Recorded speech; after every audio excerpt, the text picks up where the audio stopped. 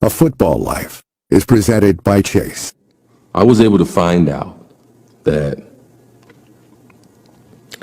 the NFL was going to pay me to catch the football with these hands. Sidesteps and throws this one to the corner. Cris Carter! Touchdown, Vikings! Touchdown! Cris Carter! I envisioned playing at a high level, but these hands took me to places that I would never be able to envision. Oh, man! Carter does it again. What a catch by Carter! Carter! Touchdown! What a play! It allowed me and afforded me the opportunity to one day be selected into the Pro Football Hall of Fame. Without these hands, I don't know what I'd do. You're going to be a football player when you grow up. Today is the best day of your life. Believe me. He might be the finest quarterback produced in the last 10 years. He used to be like that's all I need. Fortunately for me, I didn't lose my life, didn't lose my job. Football convinced me that life is a team game. Rest of your life, nobody can ever tell you that you couldn't do it.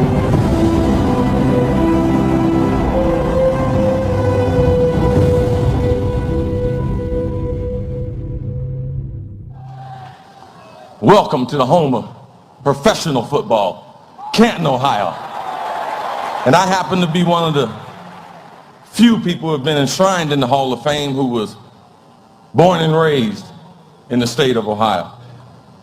And to be able to join these men on this stage in football heaven is the greatest day of my life. Having the greatest hands in the NFL doesn't guarantee immediate access to the Hall of Fame. Cris Carter had to deal with rejection. Eliminated from consideration are Cris Carter and disappointment. The spot, the kick, it's good. The Falcons have stolen the thunder from the Vikings. He had to overcome demons. But he cut me because of my substance abuse. And he didn't think he could depend on me anymore. And scandal. Well, you brought some garbage with you out of Ohio State. And before he made it to the NFL, Carter had to make it out of Middletown, Ohio. My mom moved us from Troy when I was 7 years old, and I moved to a place called Middletown because there were supposed to be opportunities there. Yes, I recognize Middletown. That's where I'm from. 242 miles from George Hallis Drive to the housing project that I grew up in, People's Place. 3 months prior to his Hall of Fame induction, Middletown celebrated Cris Carter Appreciation Day. Their father just abandoned the family. He just left one day and didn't come back. It was a realization that they have one parent, and I needed to decide what I was going to do. Just right there. I used to never think we're gonna make it out of here, man. Yeah, your mother never thought you weren't. That's a good part.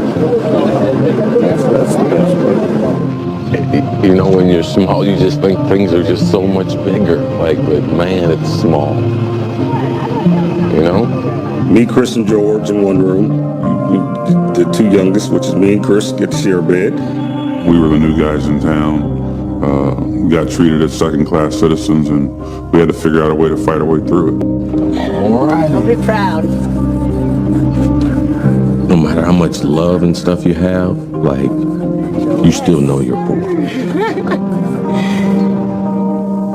Man, it's not like something you ever forget. My mama, Joyce, stand up, please. You should know that that woman right there dropped out of high school at 17, had 7 kids, went back and finished her high school diploma when she was about 40, and when she was 50, she ended up with her master's. Education was going to be the answer to all of our problems, socioeconomic, whatever. That was going to be the answer to all of our problems. So I stress education all the time. Perhaps the most important lesson Cris learned came from his older brother Butch, a basketball player at Indiana University. I gave him 6 names, and I said, when we get to Hood's Corner, I guarantee you 5 of them will be there. When we got there, 5 of them were there, and the 6th one was in jail. And he said, why did you give me those names? I said, these were the guys that were on this corner when I left to go to college. Hood's Corner is everything that's bad about a black neighborhood, and we were very fortunate to overcome. Hood's Corner sat halfway between the local rec center and Douglas Park and was a constant reminder of what it meant to be a failure. If you ain't gonna be nothing in life, this is where you're gonna end up. On this corner, 16th in Minnesota, Middletown, Ohio, hustle. Well, that Hood's Corner claimed that many athletes in Middletown, many of them,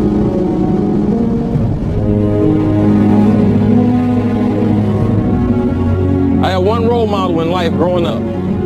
I had one person I wanted to be like when I was growing up. I had one person who wore purple that I wanted to play like when I grew up.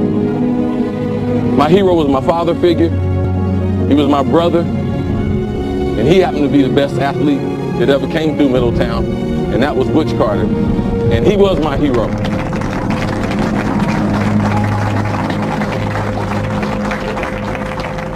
When we played basketball, when Butch come to the park, like, you knew he was an NBA player. Like, it just happened that he was my brother. Ever since from the first time I ever touched a football or basketball, I always felt like that I was going to be a professional athlete.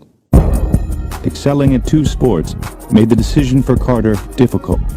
And so he understood that there was something bigger out there that he could compete for. While other kids thought they were just competing to play in high school, Cris thought he was competing to be a pro. Cris really had aspirations of being a basketball player. And I took the job there at Middletown going into his junior year, and he was kind of having he didn't know if he wanted to play or not because, you know, he thought he'd be a big-time NBA player. And I said, Cris, just keep both doors open. You're really good at both. You know, he was going to be successful whichever sport he had decided. Coming up, Carter's trouble with the law almost sidelines his NFL career. The FBI explained the danger I was in. That's when I had a break.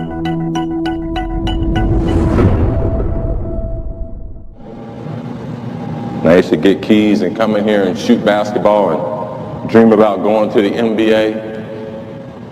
I had the toughest decision at that point, at 16. You know, am I going to play basketball or play football? At that time, I was definitely a better basketball player.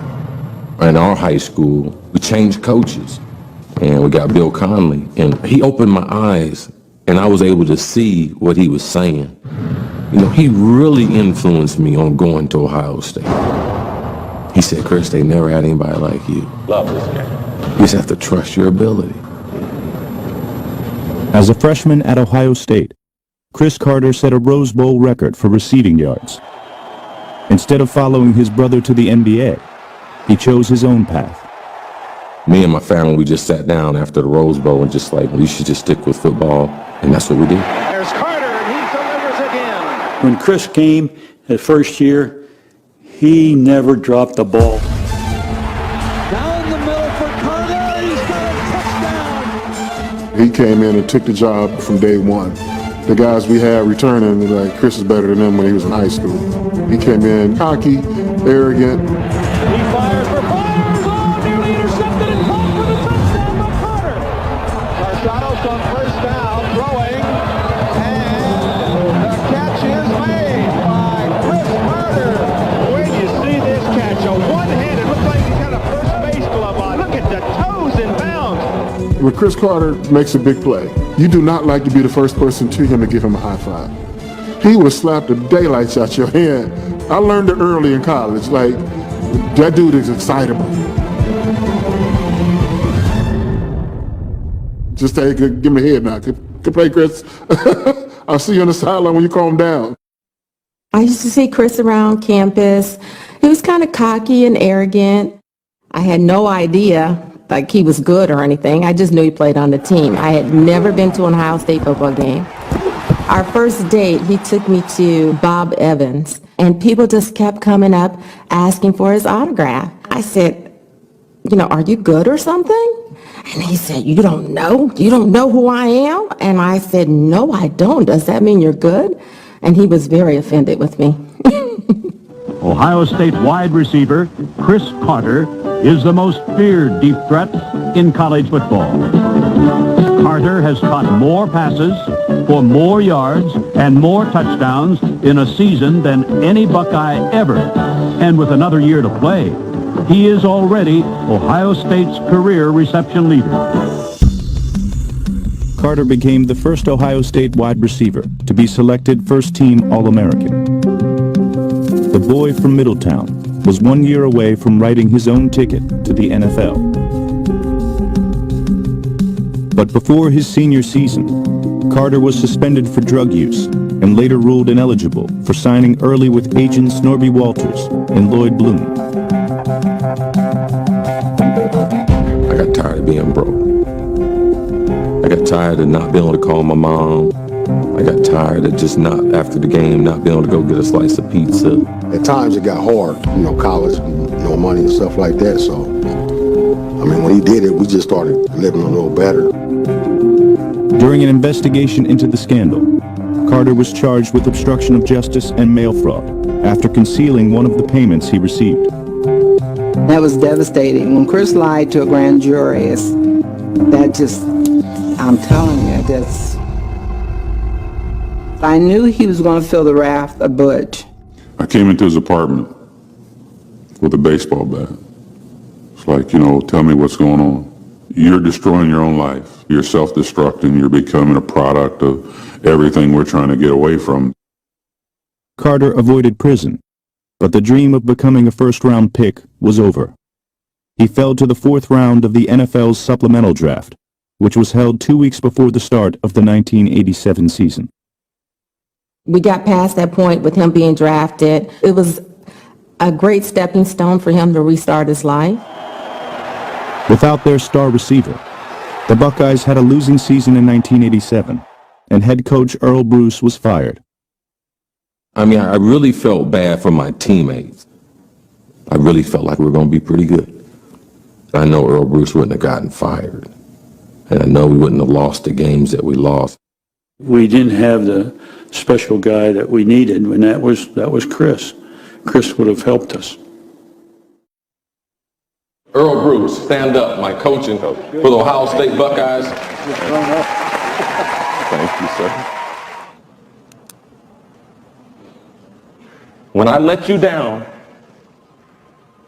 before my senior year and was not able to play football for the Buckeyes, that was the worst thing that ever happened to me. And I've never had a chance to tell you this, Coach. From the bottom of my heart, I'm sorry. I wish I could go over and do it again. And if I could, I would have played my senior year for the Buckeyes. My fate would have been different, and I believe that your fate would have been different. And for that, I am sorry. And thank you for your support, Coach.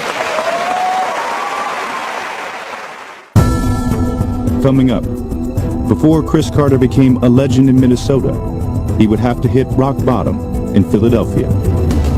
I couldn't believe it. Just couldn't believe I had married a drug addict.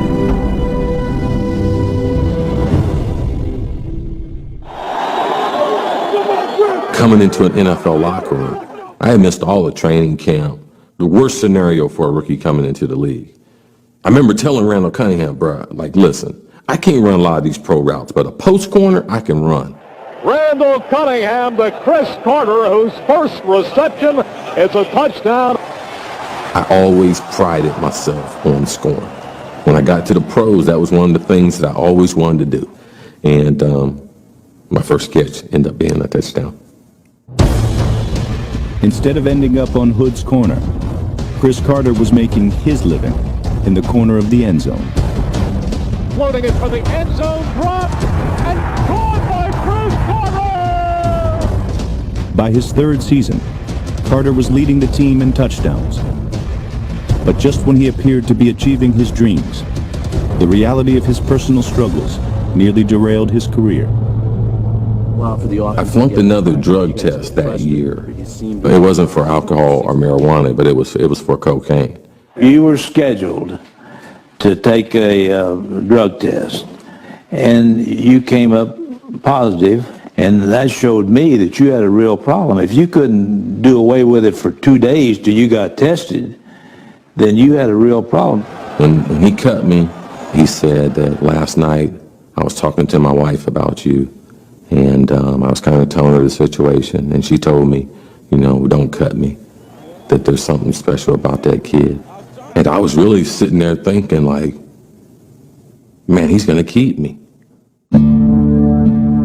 I went into practice. I'm like, where's Cris at? And they're like, Cris got cut, man. I said, what? Cris Carter got cut. I said, stop playing around. It was unsettling. We were newly married. I was pregnant with my son. And it's kind of like your life just fell apart in one day. I couldn't believe it. I just couldn't believe I had married a drug addict. If he'd been able to continue what he was doing in Philadelphia without a partying and such that he was doing, he could have easily killed himself. It's time for you to stop burning the candle at both ends and rededicate your life, because you got a bright future if you want it. Otherwise, you're going to just throw it away. Buddy Ryan chose not to disclose the real reason behind Carter's release. He simply stated, all he does is catch touchdowns. You're saying you thought you were helping me? Oh, I thought, yeah. I mean, I told you, if you remember, I said, don't say anything to anybody or anything else, and I won't either. And the only people that know are Jerome Brown and Seth Joyner. When I found out what happened, you know, suffice to say, I was pretty pissed off, you know, and I really wanted to choke him. But by God's grace, you know, he wound up saving himself, saving his career. Only days before the 1990 season, the Vikings claimed a future Hall of Famer for $100. It was a tough time in our life, but I'm just thankful that the Vikings picked him up, and I'm thankful that the Vikings picked him up because they had an excellent drug and alcohol program, and that's really what saved my husband's life. A member of the Vikings ownership group, Wheelock Whitney Jr., was a pioneer in substance abuse treatment. My wife was a recovering alcoholic, and we started an organization called the Johnson Institute, where we taught people how to do interventions. I knew that we had someone in our organization that could help Cris if he could be helped. Their players' assistance person at that time was Betty Trilogy. She had just started working for him, so I became her project number one. Inside of every drug addict, there is a person who wants to get well, and it's for us to figure out how to help him do that. He had a lot of motivation. He had football, he had Mel, he had a child coming. He wanted to recover. September 19th, she asked me, could I stop drinking for a week? And I was like, yeah, but why would I need to do that? And she's just like, I just want to see if you can do it. And then when I stopped drinking is when I could really start to see some changes. Through the course of a couple months, you could really see a guy that was going through some significant changes personally. It was almost like a complete, 180-degree swing with the guy in terms of just all of a sudden was a changed man. And look at Cris Carter here, shake hands with Buddy Ryan. Class move. Cris Carter started his first game as a Viking in Philadelphia on Monday Night Football. Yeah, Cris coming into town, and I'm sitting there going, oh my God, here we go. Cris is gonna get his. Sure enough, he did his thing. Going deep for Cris Carter, and the former Eagle is out in front, and Cris Carter is having every dream come true. I had come to an understanding that it was definitely my fault, the reason why I wasn't there, but I knew that I could play. Cris Carter, who caught so many touchdown passes here in his years with the Eagles, but Buddy Ryan says that's all he can do. When it was over, there was a big media rush to get to the Vikings locker room to talk to Cris Carter. Everybody expected it to be that classic player saying, I showed you thing. And it wasn't that at all. They made a football decision. I'm happy. I'm fortunate I'm with a good team getting a chance to play. I'm still in the league. I'm able to take care of my family. You know, Buddy did a lot of things for me. He's let me play for 3 years here. That's 3 more than a lot of people. You know, so I have no bad feelings towards him. The only way Buddy could help me was to cut me. He wouldn't have helped me if he'd have kept me. I don't really think I've ever had the opportunity to tell you I'm sorry about what happened. I'm really sorry that I let you down.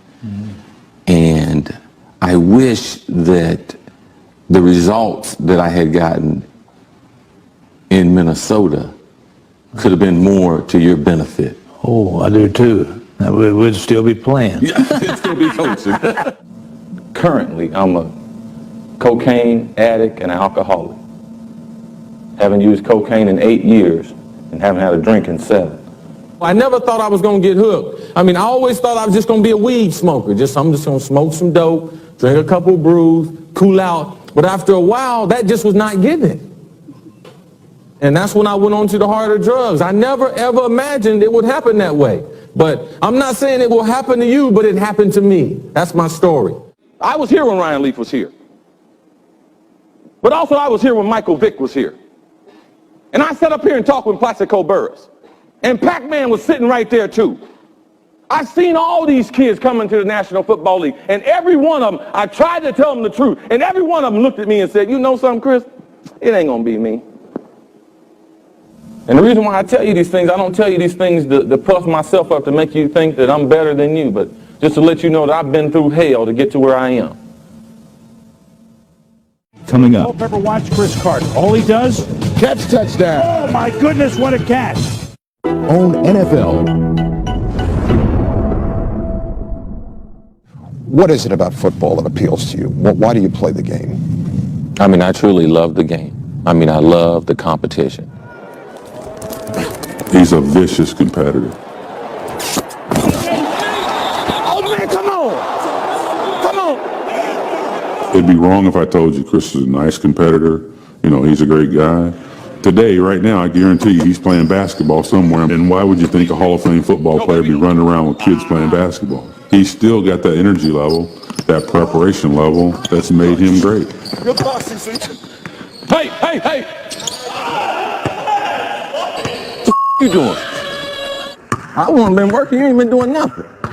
I can test the 2-on-1, deflection, and a block on the light-skinned dude. I'm all for trash talking. I'm all for it. Hey, get your teeth fixed, man. It was a huge part of how I grew up in the playground. Look at y'all. Look at y'all two knuckleheads. Look at you. He used to do it in kickball. We play kickball. He'd be trash talking in kickball. Please, y'all haven't stopped us yet. They not used to playing no D around here. I see that. I can tell you haven't played a long time. When was the last time you guarded anybody in the backcourt? When you get 47, you better hope you can get up and do this. Pray you can play as long as me. Pray. Darby, y'all need to have a clinic with some defense. You and your homeboy. Here, game. That's a loser. Dang. With poverty, criminal charges, and substance abuse now behind him, Cris Carter was fully focused on becoming great. It's just gonna make your spiritual muscles stronger. Every good man I know been through something. It's hard to maintain a grip when you're close to the edge. In life and in football, Cris Carter walked a fine line, but always held on.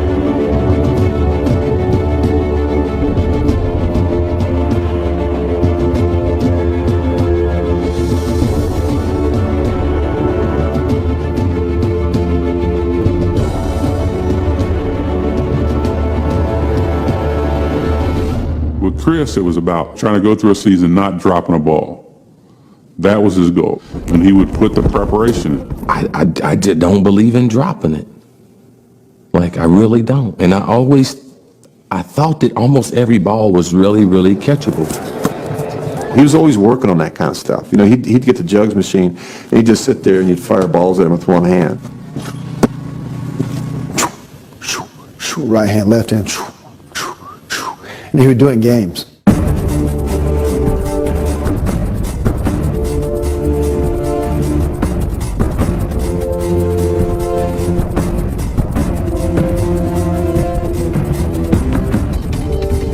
coming. I'm just trying to stop it. With the point, the ball's coming. Catch the point of it. And Wilson with a snap, drops back, next time throws it deep downfield. It is to Carter. One hand catch. Did he make it? Did he make it? Yes! Touchdown! Throws to the end zone to Carter. Alley-oop touchdown! Greatest catch I've ever seen. Greatest catch I've ever seen. I've seen them all. And that's why you make what you make, and I make what I make. Nice job. All right. Nice job. There was a part always on my game plan, a box that said Carter plays.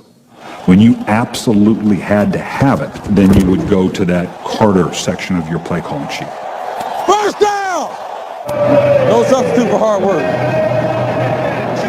But you have to get balance in your life. After becoming a father and an ordained minister, Carter went to 8 straight Pro Bowls. Big fella, I'm going to give you a little bit more time. You got to get your life together. You're a leader now. God want to use you. He didn't give you all that talent for yourself. Over his career, Carter caught 130 touchdowns from 13 different quarterbacks. In 1994, he finally had an elite signal caller, fellow Hall of Famer Warren Moon. Because of his work ethic and mine, we created a quick chemistry, and to the point where he set an NFL record in my first season there. Cris Carter of the Vikings has set the new NFL single-season receiving record. So many great things have been accomplished in your career. Which one do you look at as the most important? Well, I don't think I've accomplished the greatest feat in my career yet. I think when I'm all done, look back on it, I'm hoping to say I won a Super Bowl. Carter had 244 receptions in 2 seasons with Moon, but was no closer to a championship. After a decade in the league, he had an 0-6 record in playoff games. It's time to turn it on. It's time to start playing like a championship football team. Let's start off. This is not good enough. I mean, for 94, it was cool. 93, cool. 95, all right. Last year, I let you get away. Now down. Cris was the kind of person, he was going to say something about everything. He was going to comment to the lineman. Stoops, come on. Hey, you got to start dominating, man. He was going to go to the defense and tell them, man, you guys need to do something. Come on, man. You got to start making some plays. Me out like that. Start to make some plays. Me out like that. Make some plays.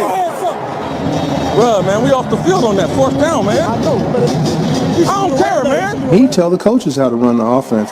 You better think about what we're going to do the second half, man. But we got to score some points. They got all backups in there. Let's go after them. And I was kind of just like, hey, man, he's the leader of the team. A reunion with Randall Cunningham produced the first postseason victory of Cris Carter's career.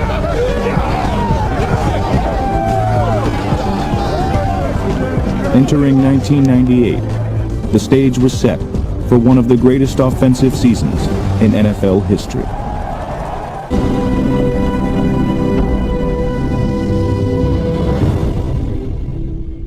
Hey, our whole motto just going to be 3 words. Shock the world. There you go. All right? Yes, shock the world on 3. 1, 2, 3, shock the world! A week after experiencing his first ever postseason win, Cris Carter scored 2 touchdowns in a divisional playoff loss at San Francisco. For the better part of a decade, teams had been chasing the 49ers, and Carter had been driven to keep up with their legendary receiver. I just remember getting up in the morning, I would always give myself a pep talk. And I used to always think how Jerry Rice was asleep, and I'm getting ready to get up and start working, and I'm going to be ahead of him today, because I always thought that he was the greatest receiver.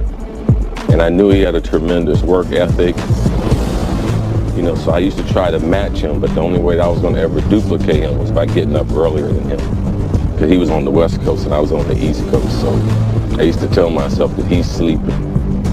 With Cris Carter, I have always idolized the guy, and if he went out and had a successful game, I wanted to do the same. So we competed against each other, no doubt. You know, he had the best hands in the NFL, and he was a workaholic. Carter's work ethic was well known throughout the Vikings organization. Which one is that? And made a lasting impression on a particular ball boy.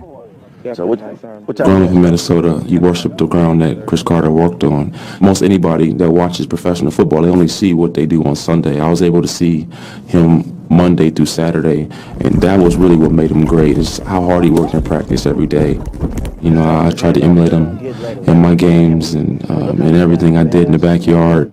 You know, the thing about him is that he loves the coach. He loves the game of football more than anybody I've ever seen.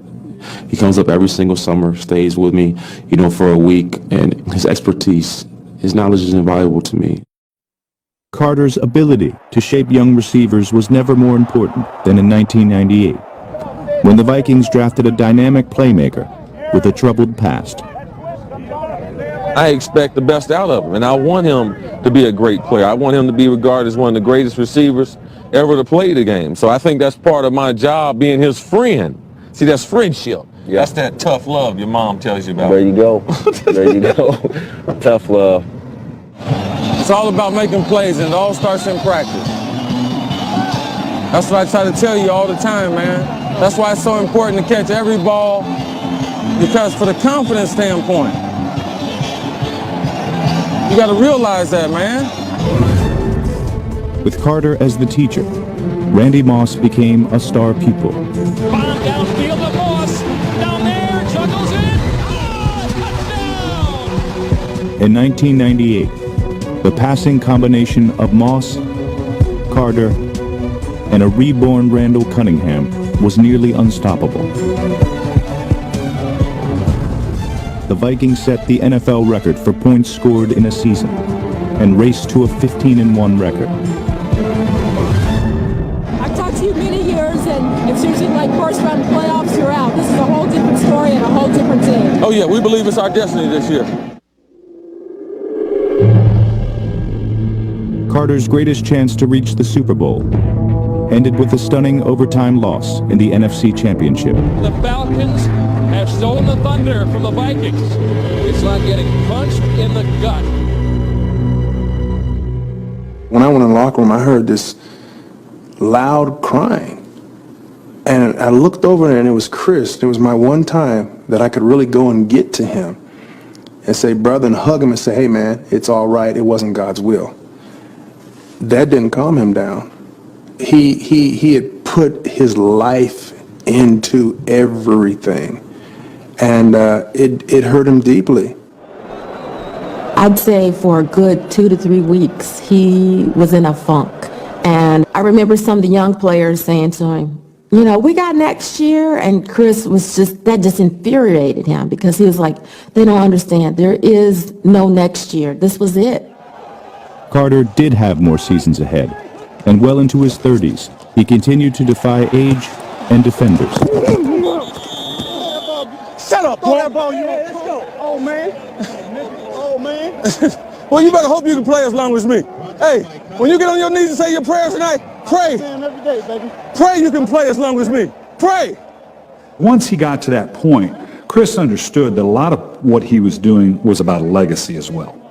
Obviously, the ultimate is trying to get a Super Bowl and what that would have meant for him. But he was very conscious about where his position was in the league, because he had the numbers to justify that. Culpepper to the end zone, throws to Carter. Got it! Touchdown! Catch number 1,000. What? The only other receiver who's ever done 1,000 or more, Jerry Rice. I remember thinking my first catch was a touchdown. Now my 1,000th was a touchdown. On behalf of the National Football League, congratulations. All right. That's one of the few times along the way that I was able to stop and smell the roses. Thank you. All right, hey. While Carter climbed the all-time receiving ladder, his team never reached the top.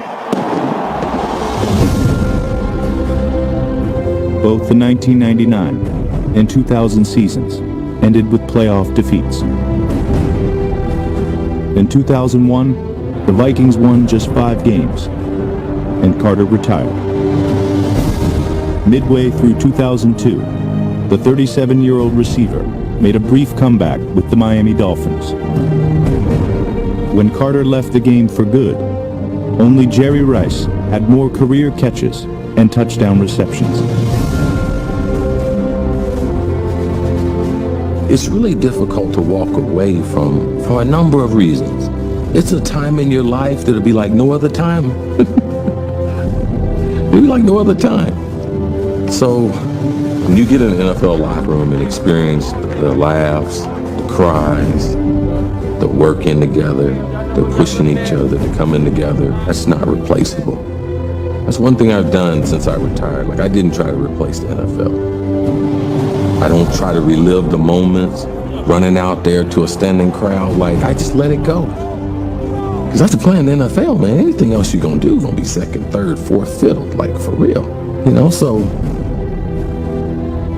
and it's really a special time, you know, to be an NFL player.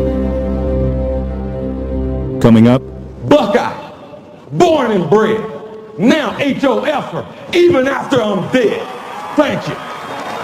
Hi there. I hope you are enjoying A Football Life. Cris Carter, presented by Chase. I'm Jen Brown, reminding you that we will be live in studio for Backstory. Now, joining me is Chris's brother, famous NBA player and coach, Butch Carter. Thanks so much for joining us. So what's your initial reaction here? You had a chance to watch the documentary on your brother. What do you think about it? I think it was really done well. I think that it's a full expression of all the things that happened to him, and it was nice to see all the people who impacted Cris to get a part of it. And I know he was sitting at the house enjoying it with friends and family, and I hope they enjoyed it. Well, we look forward to getting the backstory on Cris Carter's A Football Life. A quick reminder, send us your comments using hashtag A Football Life. We'll see you at the top of the hour. Stick around.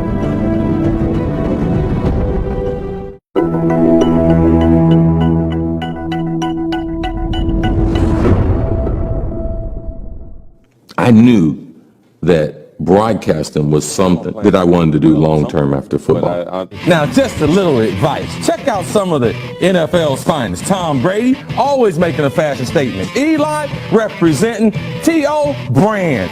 David Garrard, Jacksonville. Now, look at him. After having a career game, Steve Johnson wears an undershirt to the press. Come on, man. I mean, come on, man. Come on, man. You're making money. Come on. I mean, come on, man. Come on. Man. Come on, man. on television, CC has stood for comedy and controversy.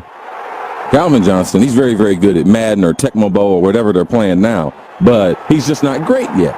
Randy, when things don't go well, like no other player I've ever been around or associated with, I mean, he has a quick mechanism in him that's huge, and that needs to be addressed before he signs with any team. People think just because we're friends, like I'm not supposed to say certain things, but that ain't how friendship's supposed to be. Where was it in your life that you figured out, I am so comfortable with myself that I can say and do whatever I want because I just feel 100% right? Well, I just think a number of things have happened. I think that I've been put in situations by myself that I would have to analyze or get even professional help in analyzing who I really was. And I've come to a point where I'm very, very comfortable. Nothing in Cris Carter's life came easy. In 2008, he found out just how hard it was to gain access to the Pro Football Hall of Fame. Tell me what day it is and what's happening today. Well, today is the day they announced the class of 2008 for induction to the Hall of Fame. I'm one of the finalists. In the last 30 years, there's only 2 receivers been nominated for first ballot Hall of Fame. That's Steve Largent and Jerry Rice. I mean, man, you're scared. You're nervous. I mean, you don't have no control over it. You're antsy. We were all in Phoenix first year he's eligible because, you know, we've been told that he's going to make it. No, just every other breath I'm wishing him luck. So, no, pretty simple for me. Tell Harold and all them people that normally do my intro, just change the little thing on there. Put that HOF on there. 2:30. Are you in? Yes. Yes. Yeah. I know it's the Super Bowl, but I don't think there's enough security in Arizona if I don't get in. The 2008 class of enshrinees to the Pro Football Hall of Fame. They do that Hall of Fame alphabetical. You know, it might take you a year or two to figure that out. Fred Dean, Darrell Green, Art Monk, Emmett Thomas, Andre Tippett, and Gary Zimmerman. Everybody sitting in the back, we were all excited. Before they got us there, you ain't getting in. cried that day with him.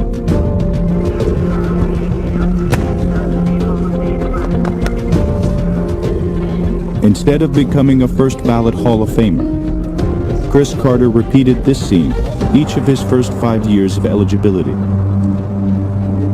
Over the last 5 years, I get so sick and tired of people saying, well, you know, you're a Hall of Famer in my book. Well, you don't have no book. Well, if I was voting, I would vote you in, but you ain't voting. Or people congratulating you on getting in the hall and you didn't get in. Oh, I saw you got in the hall. Congratulations. No, I didn't get in. Oh, I'm sorry. You should be in. It's a gut-wrenching process. I was a little bit surprised that Cris Carter didn't even make it into the top 10. Can we get that guy in Canton? Well, one day. Where he belongs? One day. Should be 2 days. By his 6th year of eligibility, Cris Carter's omission from the Hall of Fame became a punchline. It is my extreme pleasure to announce the 2013 Classman Trainees to the Pro Football Hall of Fame. They are Larry Allen, Cris. When he said Cris, man, he could have changed the last name for all I could. I just blacked out totally. Cris Carter. If you look at my career and how it started for me to end up right here in this chair, I mean, I'm sorry, but I mean, this is the happiest day of my life.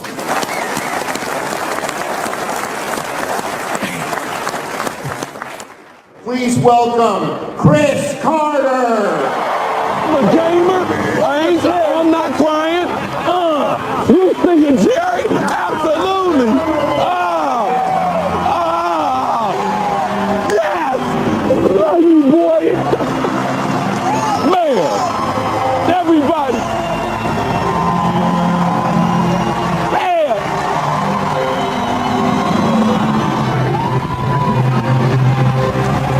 They don't know me. What we doing? What it look like? What it look like? Cris Carter, all he does is get inducted into the Pro Football Hall of Fame. His presenter is his son, Duran. Let me introduce you to a few people I met on my way to football heaven. My hero growing up was a guy by the name of Butch Carter. He was also my father figure. And Butch Carter, today as your baby brother goes into the hall, you need to know you're my hero.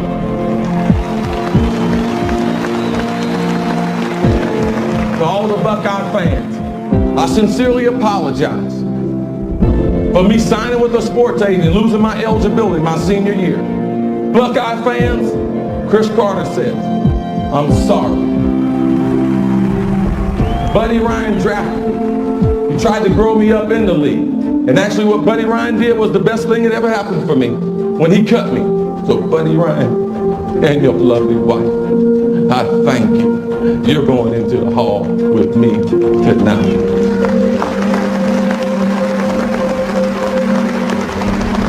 I got to tell you, I didn't have to wait to get a call from the hall for them to tell me I was a Hall of Famer. You've been telling me since I was little. I'm so sorry for the bumpy flight and the bumpy ride. But I got to tell you, Mama, it's a smooth landing. Sit down, Mama. You in the Hall of Fame. I saw her going across the campus, Ohio State. I told my roommate, yo, man, I'm gonna marry that girl. Been married to her for 23 years. Through all the things we've been through.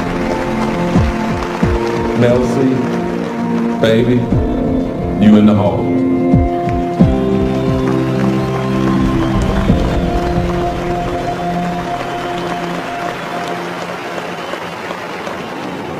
My family, my kids' kids, no matter what, they can always go to Canton and know that their daddy, their pawpaw, their uncle, that he did something that was significant. To think that, you know, I'll be in the hall forever, it really makes me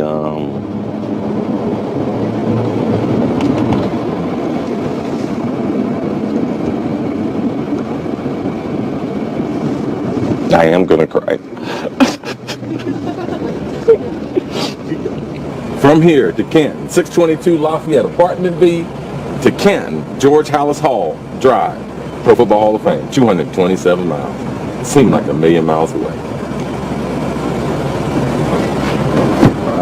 In the TV business, I would call that a wrap.